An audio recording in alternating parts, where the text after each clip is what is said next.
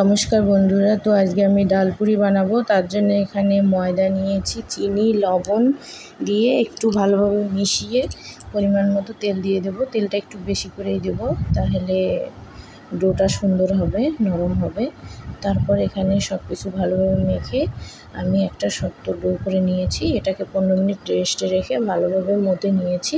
এখন এইভাবে লেচি কেটে এই যে হাতের সাহায্যে যেভাবে দেখাচ্ছি এইভাবে এখানে ডালের পুর দিয়ে আবার এটাকে সিল করে গোল করে হাতের সাহায্যে গোল করে নেব। আর ডালটা আমি আগেই শুকনো করে রেঁধে রেখেছিলাম, এটার ভিডিও করা হয়নি। যদি লাগে তাহলে বলবেন, আমি দিয়ে দেব। তো আমার সমস্ত লেচি করা হয়ে গেছে। এখন এই যে তেলে ডুবিয়ে লেচিগুলো আমি সুন্দরভাবে বেলে নেব। আপনারা চাইলে ময়দা বা আটার সাহায্যেও বেলে নিতে পারেন, সমস্যা নেই। আমি তেল দিয়ে বেলে নিয়েছি।